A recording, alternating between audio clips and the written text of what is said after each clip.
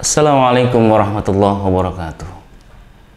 Innal hamdalillah wa syukurillah la haula wala quwata illa billah. Asyhadu an la ilaha illallah wahdahu la syarikalah wa asyhadu anna Muhammadan abduhu wa rasuluh. Allahumma shalli ala Muhammadin wa ala alihi wa sahbihi ajma'in. Umatul Islam azani Allah.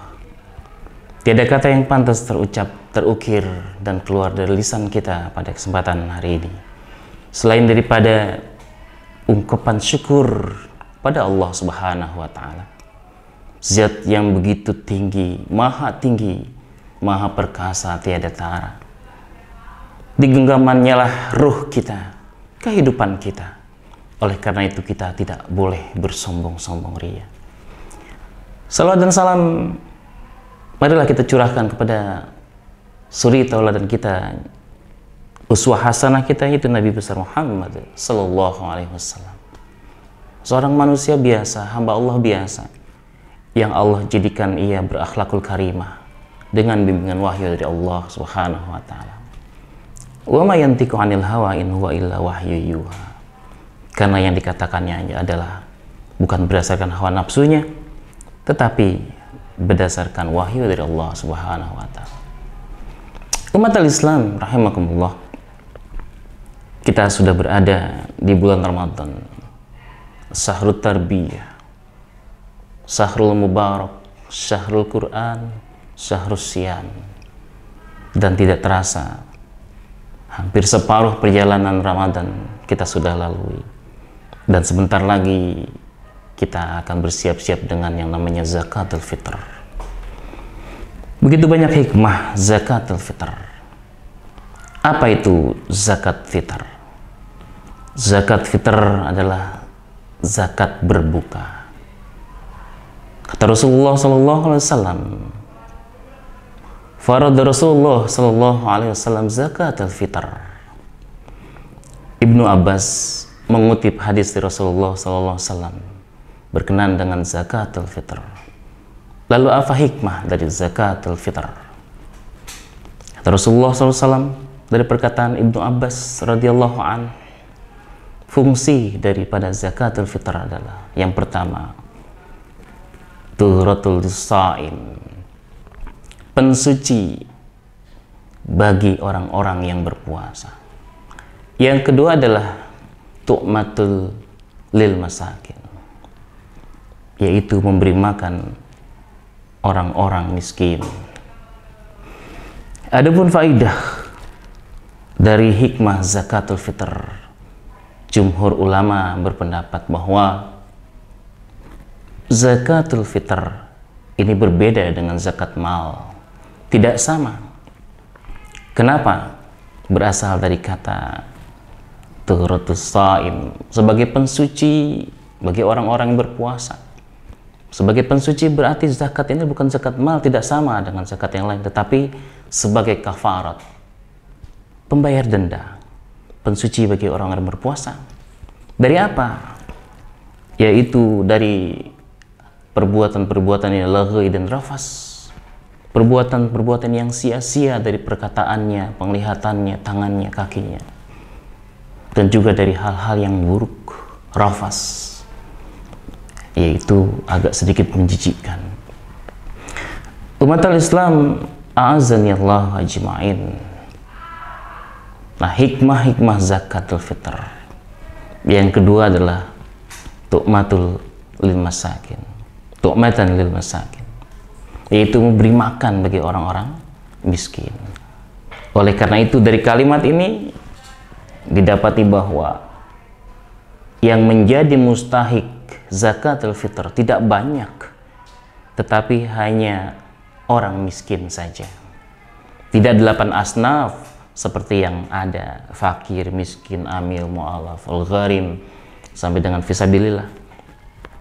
Tetapi hanya tu'matan lil masakin, hanya orang-orang miskin saja yang diberikan zakatul fitr. Umatul Islam rahimakumullah. Lalu berkenaan dengan bagaimana zakat fitrah itu diberikan. atau apa yang harus diberikan untuk zakat al-fitr, maka jumhur ulama juga mengatakan bahwa zakat fitrah lebih afdol, yang diberikan adalah makanan pokok, bukan berupa uang. Makanan pokok. Dari mana itu? Dari contoh Rasulullah SAW, beliau membayar zakat fitrah dengan gandum atau kurma. Karena makanan orang Arab saat itu, makanan pokoknya adalah kurma, gandum, atau kismis. Kemudian kita di Indonesia, kita sesuaikan dengan makanan, sesuai dengan kebiasaan masing-masing. Kalau memang suku itu makan beras, maka dengan beras.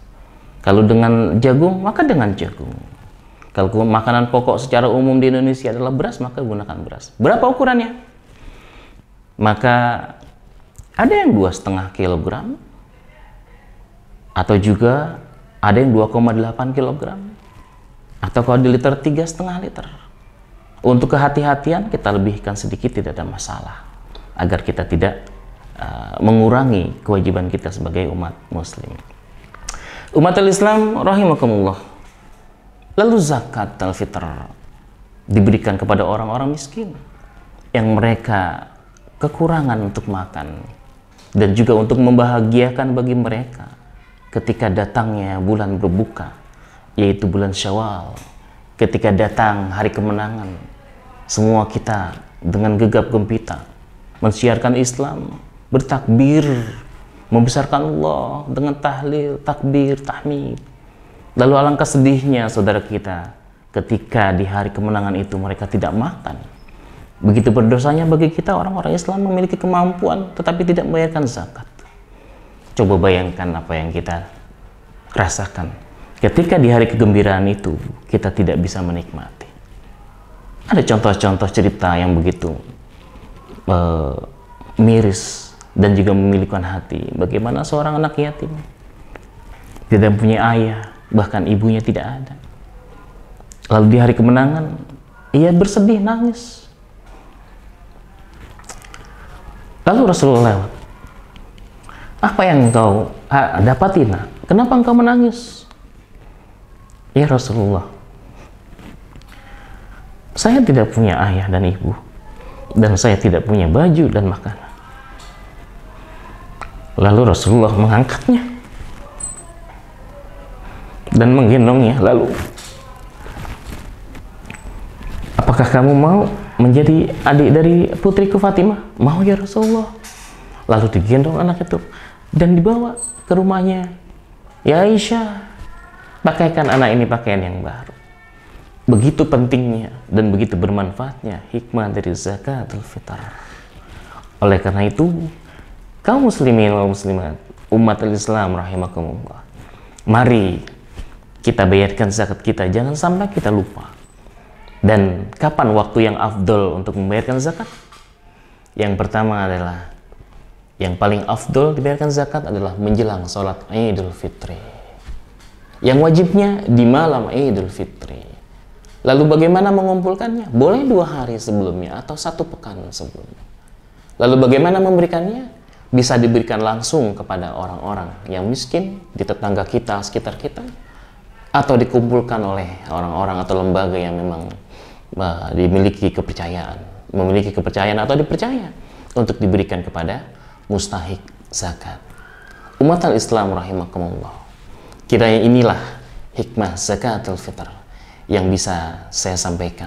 Mudah-mudahan mutiara hikmah zakat ini bermanfaat dan kita semua kembali puasa kita diterima oleh Allah Subhanahu wa taala, dan kita tinggalkan Ramadan dalam keadaan kita mendapatkan menjadi golongan orang-orang yang memperoleh kemenangan dengan Syawalnya, dan kita berhak mendapatkan gelar orang-orang bertakwa atau muttaqin.